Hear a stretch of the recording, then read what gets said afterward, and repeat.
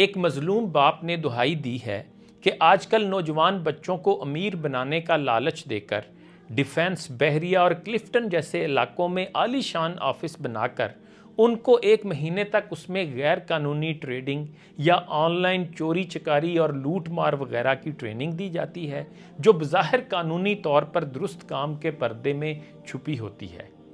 اس ایک مہینے میں ان بچوں کو وی آئی پی پروٹوکول دیا جاتا ہے، وی آئی پی لنچ، وی آئی پی ڈنر، گارڈ، سہولت کار، خدمت گار،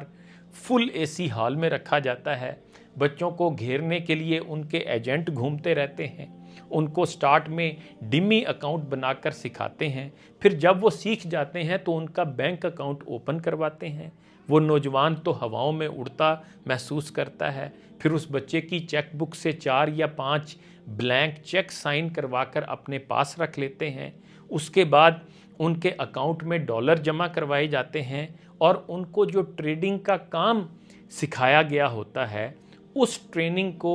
استعمال کرنے کا کہا جاتا ہے کہ جتنا بھی پروفٹ ہوگا 80% مالک کا اور 20% ان بچوں کا۔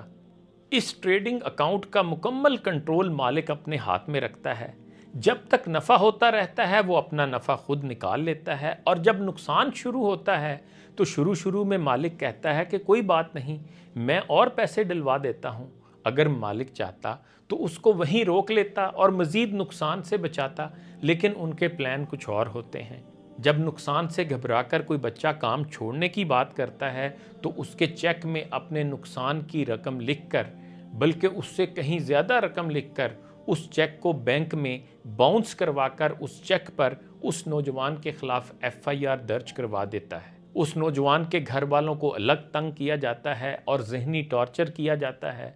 کہ اپنا گھر بیچو اور میرا پیسہ ادا کرو۔ پھر ایسے جوان یا تو خودکشیاں کرنے پہ مجبور ہو جاتے ہیں یا پھر ان کے ہاتھوں بلیک میل ہوتے رہتے ہیں۔ یاد رکھیں کہ جب پولیس کی وین کسی شریف آدمی کے گھر کے باہر آتی ہے تو اس شریف آدمی کی آدھی موت تو وہیں ہو جاتی ہے۔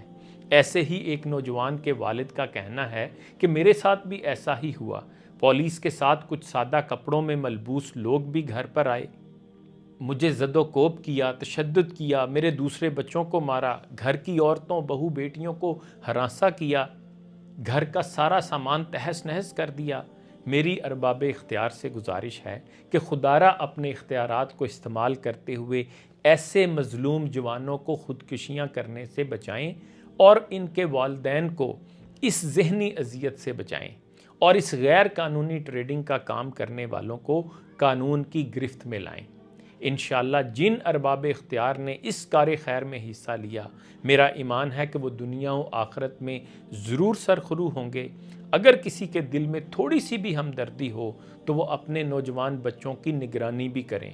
اور اگر خدا نخواستہ کوئی بچہ ان غلط لوگوں کے ہاتھوں پھنس چکا ہے تو اس کی مدد بھی کریں، اور اس پیغام کو آگے شیئر کر کے دوسرے مظلوم والدین کی دعاؤں کے بھی حقدار بنیں۔ ہم پازیٹیو پاکستان